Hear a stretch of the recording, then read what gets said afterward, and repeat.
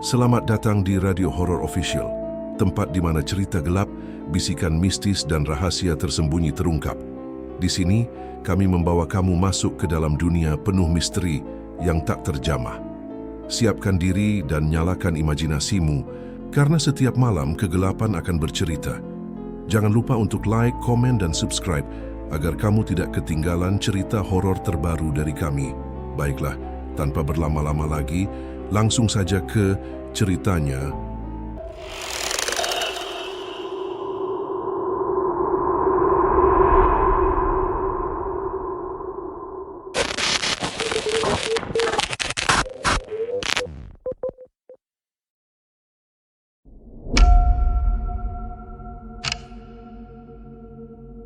Langit mendung menggantung di atas kampung Lawean, Solo. Saat Yudi pulang dari pemakaman kakeknya, lelaki 28 tahun itu hanya diam sepanjang perjalanan, ditemani ibunya yang juga terlihat muram. Di tangan Yudi tergenggam map coklat lusuh yang diberikan notaris seusai pemakaman. Di atasnya tertulis, "Pribadi, untuk Yudi Nugroho, cucu kandung." Setibanya di rumah, Yudi membuka map itu di kamarnya. Isinya mengejutkan: sertifikat tanah di pinggir kota, beberapa lembar surat tabungan, dan sebuah amplop kecil dengan tinta merah pudar yang sudah hampir terhapus. Tulisan di depan amplop itu membuat bulu kuduknya meremang. Kemukus, Jumat Kliwon, darah harus dibayar. Di dalamnya, hanya ada secari kertas bekas yang dilipat 8 bagian. Ketika Yudi membuka lipatannya, ia menemukan sketsa kasar gunung. Kemukus dengan lingkaran merah pada satu titik, pohon sampar. Di bawahnya tertulis kalimat samar, "Warisan tak hanya harta, tapi juga janji." Yudi membacanya sambil mengernyit. Gunung Kemukus. Bukankah itu tempat yang terkenal dengan ritual aneh? Ia teringat cerita-cerita malam Jumat dari teman-temannya tentang pesugihan yang meminta hubungan terlarang di atas makam keramat. Tapi kokennya seorang mantan guru agama? Mustahil. Ibu Yudi tiba-tiba mengetuk pintu dan masuk. Wajahnya pucat ketika melihat amplop merah itu di tangan anaknya. "Dari mana kamu dapat itu?" tanyanya. Nada suaranya panik. "Dari map warisan." "Kenapa, Bu? Ini gambar Gunung Kemukus. Kakek pernah ke sana." Ibunya menarik napas panjang, lalu duduk perlahan di samping ranjang. Matanya menerawang, seperti mengenang sesuatu yang sangat lama terkubur. "Ada hal-hal yang tak seharusnya kamu tahu, Yud. Dulu kakekmu pernah hilang selama seminggu. Waktu pulang, dia tak pernah sama lagi. Sering melamun, berbicara sendiri, dan setiap malam Jumat Kliwon, dia tak pernah tidur di rumah." Yudi mengernyit. Pak, maksudnya, saya nggak tahu pasti. Tapi setiap kali saya tanya, dia cuma bilang, kalau aku berhenti, kalian ikut hilang." Suasana mendadak sunyi. Angin meniup gorden jendela, membuat amplop merah itu berterbangan ke lantai. Yudi memungutnya pelan, lalu menatap ibunya dalam-dalam. "Bu, aku mau ke sana." "Jangan," seru ibunya, berdiri terguncang. "Kamu nggak tahu apa yang kamu cari. Di sana, Gunung Kemukus bukan tempat ziarah biasa. Kalau kamu ke sana, apalagi malam Jumat, kamu bisa terikat." Tapi larangan itu justru menambah rasa penasaran Yudi. Malam itu, saat ibunya sudah tertidur, Yudi diam-diam memasukkan peta sketsa dan amplop merah ke dalam tas kecil. Ia menyewa motor, membuka Google Maps, dan mulai menempuh perjalanan menuju arah utara menuju Gunung Kemukus. Di tengah perjalanan, hujan gerimis mulai turun. Kabut turun dari pegunungan, menyelimuti jalanan kecil menuju lereng Kemukus. Disinilah semuanya akan dimulai tanpa Yudi sadari. Dia baru saja mengetuk pintu dunia yang tak boleh dibuka. Udara dingin menyambut Yudi ketika ia tiba di pelataran parkir Gunung Kemukus. Waktu menunjukkan jam 22:40 malam. Gerimis masih membasahi tanah, menciptakan kabut tipis yang membungkus setiap sudut lokasi. Meski malam sudah larut, kawasan itu tidak sepenuhnya sepi. Dari kayuhan, terdengar suara gamelan halus yang mengalun pelan dari arah pemakaman keramat. Yudi melihat beberapa orang keluar masuk warung kecil di pinggir jalan naik. Beberapa terlihat seperti peziarah, namun sebagian lainnya, terutama perempuan, berpakaian mencolok. Bahkan ada yang membawa bedak dan sisir sambil tertawa cekikikan. "Tempat ziarah apa ini?" gumam Yudi dalam hati. Aura tempat ini terasa salah. Terlalu ramai untuk sebuah makam, namun terlalu hening untuk disebut tempat hiburan. Sebuah suara parau menyapa dari warung kecil di sebelah kiri. Jalan setapak nak, cari siapa? Yudi menoleh. Seorang wanita tua duduk di depan warungnya sambil mengepul rokok klobot. Wajahnya keriput, namun tatapannya tajam, seolah bisa membaca isi hati orang. Cuma, ziarah bu, mau lihat makam Pangeran Samudro, jawab Yudi sopan. Wanita itu mengangguk pelan. Lalu ia mendekat. Suaranya berubah berat dan pelan. Kalau bukan karena niat pesugihan, jangan tidur di sini malam ini. Apalagi malam Jumat. Banyak yang datang bukan cari berkah, tapi menukar arwah.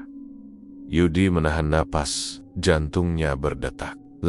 Ia ingin bertanya lebih jauh, tapi wanita itu sudah masuk ke warungnya dan menutup tirai bambu.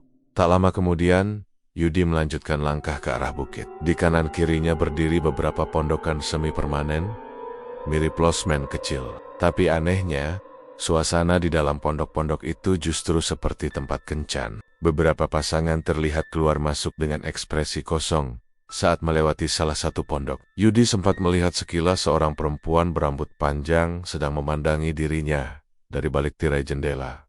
Senyumnya terlalu lebar. Yudi menelan ludah. Ia mulai menyesal datang malam begini.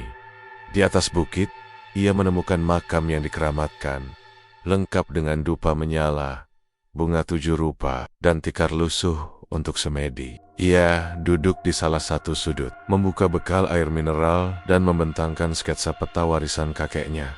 Tiba-tiba, angin kencang bertiup dari arah belakang. Yudi menoleh. Tak ada siapa-siapa, tapi ketika ia melihat kembali ke depan seorang perempuan muda berpakaian kebaya merah telah duduk di depannya, menatapnya dengan mata dalam dan senyum tipis. "Kamu cucunya Kaji Hadi ya?" ucapnya pelan. Yudi terperanjat. "Kok tahu? Saya Sari. Sudah lama menunggu kamu." Sari menjulurkan tangannya. Kulitnya pucat, namun jemarinya dingin seperti batu. Ketika Yudi menyentuhnya, sekelebat bayangan muncul di pikirannya. Seorang pria tua kakeknya bersimpuh di depan sosok hitam besar. Darah mengalir dari mulutnya. Yudi menarik tangannya cepat. Nafasnya terengah. "Tenang, kamu gak salah datang," bisik Sari. "Tapi malam ini bukan malam biasa. Kalau kamu tidur di sini, kamu akan tahu siapa yang menginginkan warisan itu." Sari berdiri, lalu berjalan menuju salah satu pondokan tanpa menoleh lagi. Langkahnya pelan, tapi menggema di telinga Yudi seperti dentuman. Dan dari kejauhan, lonceng tua di dekat puncak Gunung Kemukus berbunyi sendiri. 3 kali, dung dung dung. Langit semakin kelam, dan malam Jumat Kliwon pun resmi dimulai. Kabut semakin tebal menyelimuti Gunung Kemukus. Setelah lonceng tua berdentang, suasana berubah drastis, lebih sunyi, lebih mencekam. Yudi merasa seolah semua mata di tempat itu menatapnya, meski tak satu pun orang terlihat jelas. Di salah satu pondokan paling ujung, Yudi melihat pintu terbuka perlahan. Di ambang pintu berdiri Sari, perempuan berkebaya merah yang ia temui tadi. Senyumnya kali ini lebih menggoda, namun matanya tampak seperti menyimpan luka atau rahasia yang dalam. "Masuklah," ucapnya pelan. "Waktunya menepati janji kakekmu." Yudi melangkah masuk. Di dalam pondok itu hanya ada tikar, dupa yang menyala, dan sebuah baskom berisi air mawar. Aroma menyengat menyelimuti ruangan. Lampu remang kekuningan membuat bayangan mereka menari di dinding. "Dulu, kakekmu melakukan hal yang sama. Hanya dengan cara ini, kalian bisa bertahan hidup," kata Sari sambil duduk di hadapannya. Yudi menatapnya dalam-dalam. "Aku masih nggak ngerti. Ini pesugihan. Tapi kenapa harus begini?" Sari tak langsung menjawab. Ia mengambil setetes air dari baskom dan mengoleskannya ke kening Yudi. Seketika, Yudi merasa kepalanya berat, seolah ditarik ke dalam mimpi. Gambaran samar pun mulai muncul. Kakeknya sedang berlutut di hadapan sosok berjubah hitam. Disaksikan wanita berpakaian kebaya kuno, Sari. Tapi wajah Sari di bayangan itu lebih tua, tak berubah. Yudi tersentak sadar. "Kamu bukan manusia." Sari hanya tersenyum. "Saya bukan lagi manusia, Mas. Saya sudah terikat sejak zaman kolonial, tapi saya belum bebas. Karena pesugihan ini butuh 7 penerus." Yudi mundur ketakutan, namun tubuhnya berat. Dupa makin membumbung. Ruangan terasa berputar. Nafasnya sesak. Jika kau keluar sekarang, semuanya akan diambil darimu termasuk nyawa orang-orang yang kamu sayangi. Lanjut Sari lirih. Tapi jika kau lanjutkan, kekayaan akan mengikuti setiap langkahmu. Sorry Mendekot menatap langsung ke mata Yudi. Di saat itulah terdengar suara bayi menangis dari bawah pondok. Tangisan itu semakin keras dan semakin dekat. Itu tumbal pertama, bisik Sari. Setelah ini, kamu akan melihat siapa yang selanjutnya. Yudi tak lagi sanggup berkata-kata.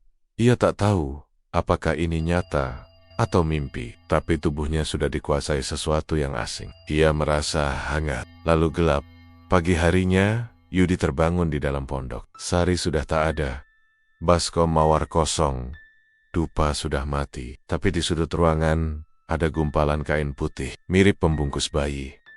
Ia mendekat perlahan. Saat dibuka, ternyata hanya berisi keris kecil berkarat dan secarik kain kafan bertuliskan namanya sendiri di luar. Penduduk sekitar bersikap biasa, seperti tak ada yang aneh terjadi malam itu. Namun sejak pagi, satu persatu orang mulai memperhatikan Yudi dengan cara berbeda, seolah mereka tahu sesuatu telah berubah dalam dirinya. Dan dari kejauhan, di balik pepohonan Gunung Kemukus, sesosok perempuan berkebaya merah berdiri memandangi Yudi. Senyumnya tak lagi mengundang, tapi mengancam. Setelah pulang dari Gunung Kemukus, hidup Yudi berubah drastis. Dalam waktu singkat, bisnis online Castle Cashelan yang sebelumnya sepi mendadak viral. Pesanan berdatangan tanpa henti. Uang mengalir deras ke rekeningnya. Bahkan, salah satu produk digital miliknya dibeli perusahaan asing dengan nilai ratusan juta rupiah. Kehidupan Yudi yang dulu sederhana berubah mewah. Ia pindah ke apartemen elit, membeli mobil sport, dan dikenal sebagai motivator muda yang inspiratif. Media lokal mulai meliputnya, menyebutnya pengusaha sukses yang bangkit dari kemiskinan.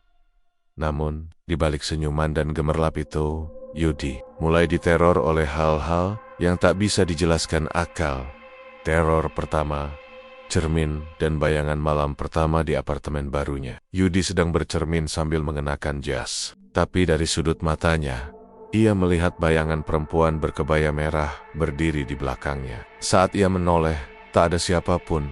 Namun yang lebih menyeramkan, bayangan di cermin tetap berdiri, meski ia sudah berbalik. Dan saat Yudi mencoba menjauh, bayangan itu tersenyum, lalu menghilang perlahan.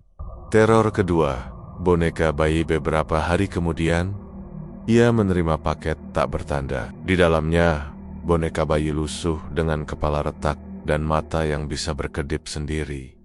Yudi melemparnya ke tempat spel. Tapi malam harinya, saat ia bangun untuk minum, boneka itu sudah duduk di atas meja makan, menghadap ke arahnya. Dan di bawah boneka itu tertulis kalimat di kertas kumal. 1 telah lunas, 6 lagi menanti. Teror ketiga, mimpi yang menjadi luka. Yudi mulai mengalami mimpi-mimpi yang mengerikan. Dalam mimpi itu, ia bercinta dengan Sari di tempat gelap, dikelilingi banyak sosok hitam berjubah. Tapi setiap kali mimpi itu berakhir, ia terbangun dengan luka cakaran atau lebam di tubuhnya, terutama di leher dan dada. Dokter bilang, itu hanya gangguan tidur. Tapi setiap Jumat Kliwon, mimpi itu makin nyata dan menyakitkan. Kehidupan yang mulai retak orang-orang terdekat Yudi mulai menjauh. Teman kuliahnya Dion, yang dulu membantu membangun bisnis, mengundurkan diri tanpa alasan. Pacarnya, Mira, menghilang misterius setelah menginap di apartemennya. Ponselnya tak aktif, keluarganya pun tak bisa dihubungi. Yang lebih mengerikan, Yudi menemukan kerudung Mira tergantung di gagang pintu kamar mandi. Masih basah, beraroma mawar, dan ada noda darah di ujungnya.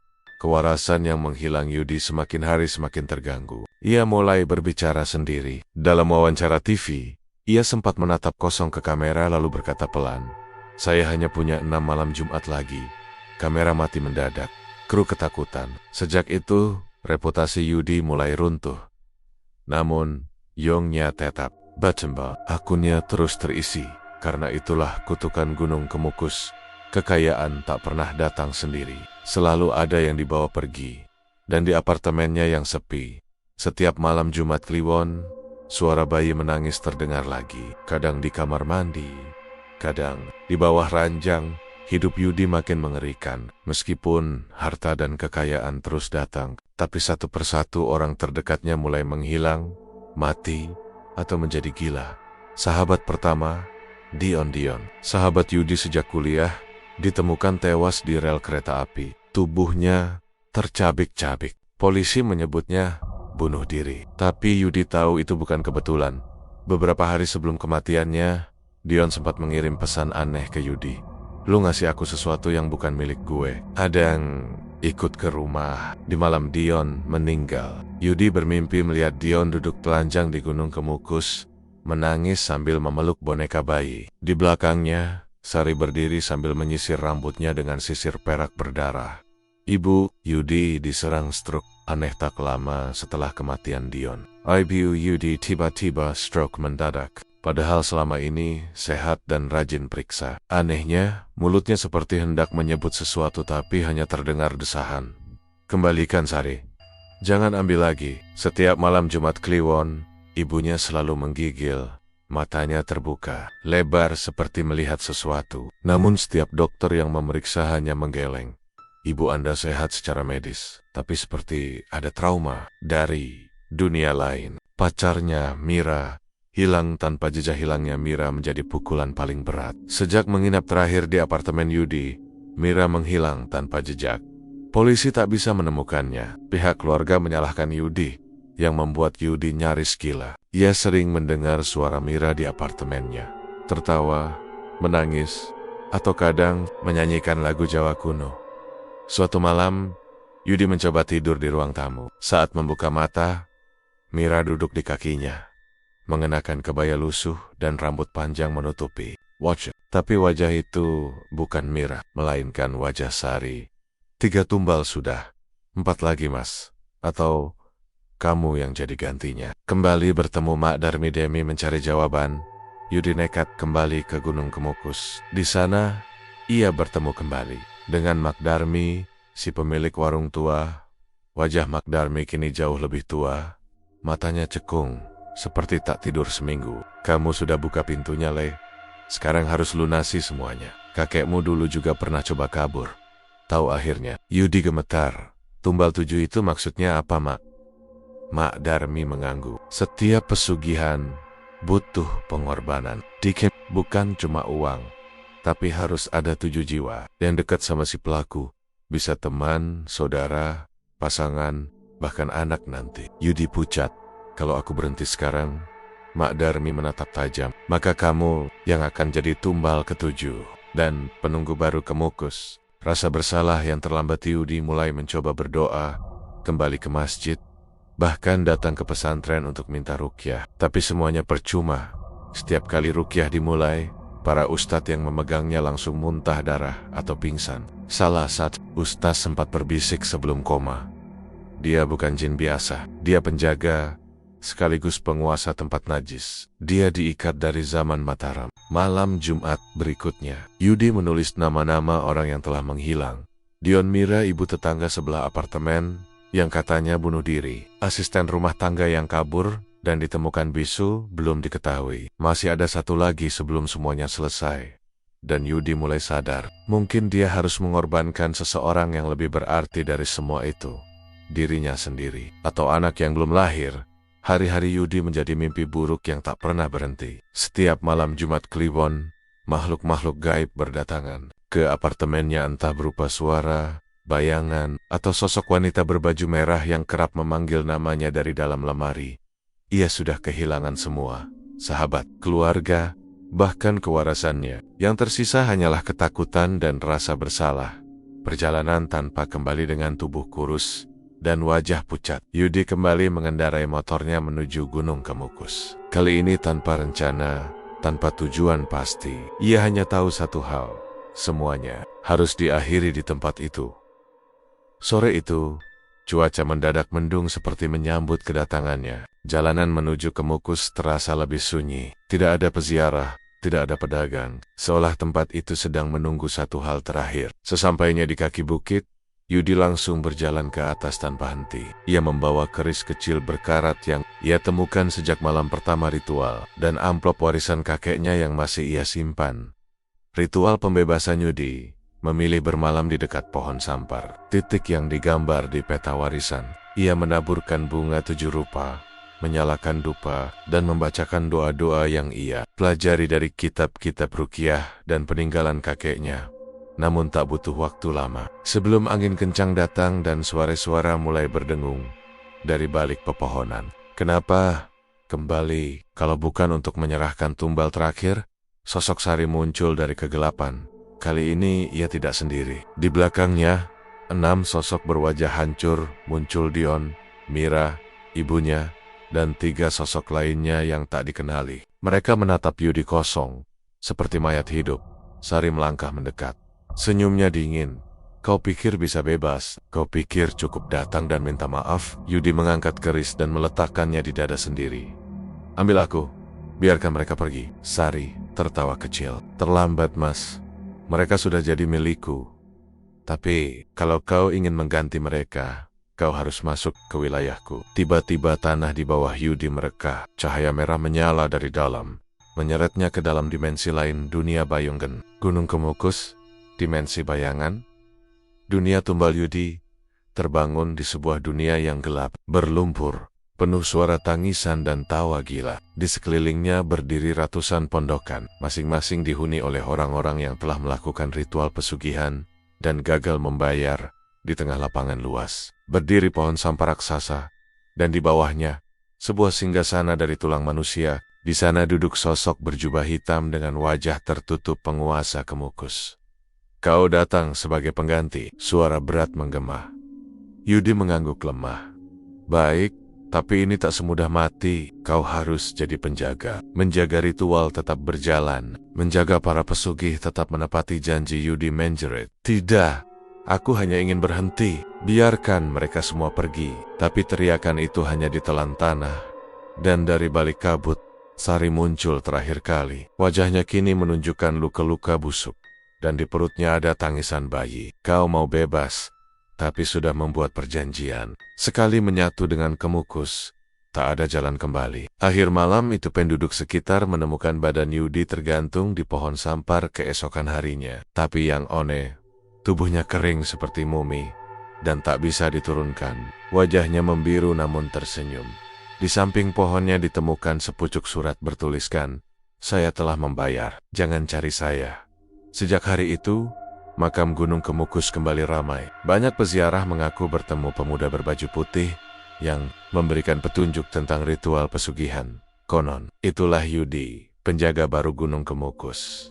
Beberapa minggu setelah kematian Yudi, berita tentang pria muda yang tewas tergantung di pohon sampar menyebar cepat di media lokal. Foto tubuhnya yang mengering dalam semalam viral di media sosial. Tapi yang membuat orang makin penasaran adalah senyum tipis yang masih melekat di wajahnya, seolah dia sedang lega, atau mungkin pasrah. Anehnya, jasad Yudi tidak pernah diturunkan. Warga yang mencoba memotong tali gantungan selalu mengalami kejadian aneh. Pohon berdarah, gergaji patah, atau burung gagak mengerubungi dari arah yang tak wajar. Akhirnya, warga setempat menutup akses ke pohon itu. Tapi, sejak saat itu, hal-hal ganjil mulai terjadi di kawasan Gunung Kemukus. Kemunculan sosok baru setiap malam Jumat Kliwon. Para peziarah mulai melaporkan penampakan seorang pemuda berbaju putih, bermata sayu, duduk di pelataran makam Pangeran Samudro. Kadang ia bicara sendiri, kadang menyapa dengan suara lemah. Sudah siap dengan syaratnya? Beberapa wanita mengaku melihat pria itu menghilang, perlahan masuk ke kabut, lalu muncul kembali bersama sosok perempuan berkebaya merah yang membawa boneka bayi. Salah satu penjaga warung bercerita sambil gemetar. Dulu penjaganya Sari, sekarang ada lelaki. Gantian jaga katanya. Dan dia yang tentukan siapa dapat uang, siapa jadi tumbal. Kembali ramai. Tapi semakin menyeramkan, alih-alih sepi, Gunung Kemukus justru makin ramai. Banyak orang, terutama anak muda dan pengusaha datang untuk mencoba keberuntungan. Tapi jumlah kehilangan dan kematian misterius juga meningkat. Polisi mencatat beberapa kasus orang hilang setelah berkunjung. Sebagian ditemukan mengapung di Bengawan Solo. Sebagian lain menghilang tanpa jejak. Mereka yang selamat mengaku dihantui mimpi-mimpi erotis, namun menyeramkan. Dalam mimpi itu, Mereka bercinta di atas makam, lalu didatangi pria muda bermata kosong yang berkata, "Satu sudah, tinggal 6 lagi." Penjaga baru kemuka sorong orang desa mulai berbisik. Nama Yudi jarang disebut, seolah menjadi tabu. Tapi legenda lahir. Siapapun yang ingin kekayaan di Gunung Kemukus harus menemuinya. Kalau diterima, kamu kaya. Tapi kalau ditolak, kamu dibawa ikut jagain tempat itu. Makdarmi, yang dulu memperingatkan Yudi, ditemukan wafat dalam keadaan aneh, tubuh kering, dan matanya terbuka menghadap ke arah pohon sampar sebelum meninggal. Ia sempat berkata pada tetangganya, "Kemukus punya penjaga baru, masih muda, tapi hausnya lebih dalam dari yang sebelumnya." Akhir dari legenda kini, setiap malam Jumat Kliwon, kabut turun lebih cepat. Lonceng tua berdentang sendiri, dan di puncak bukit, di bawah pohon keramat, ada yang berdiri memandangi dunia. Bukan untuk memberi berkah, tapi untuk memungut tumbal. Dan kamu, kalau datang ke Gunung Kemukus karena uang, pastikan kamu tidak bertemu dia. Karena sekali menatap matanya kamu tak akan bisa pulang. Begitulah kisah tentang Yudi, seorang pemuda biasa yang terjerat dalam perjanjian gaib di Gunung Kemukus. Demi harta dan kekayaan, ia melanggar batas dan akhirnya menjadi dari kutukan yang sudah turun temuran. Sekarang, ia bukan lagi Yudi. Ia bukan siapa-siapa. Ia adalah penjaga baru di puncak Kemukus, menanti mereka yang haus akan kekayaan, dan siap menukar harga dirinya dengan 7 jiwa. Bagi kalian yang masih percaya bahwa Gunung Kemukus hanyalah tempat wisata atau ziarah biasa, cobalah datang pada malam Jumat Kliwon.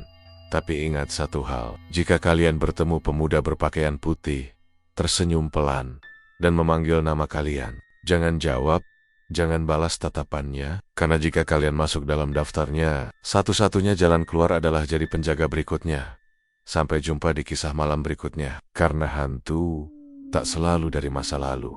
Kadang mereka baru saja dilahirkan lewat niat jahat manusia sendiri. Selamat malam, dan jangan tidur sendirian malam ini. Anda sedang mendengarkan Radio Horror Official.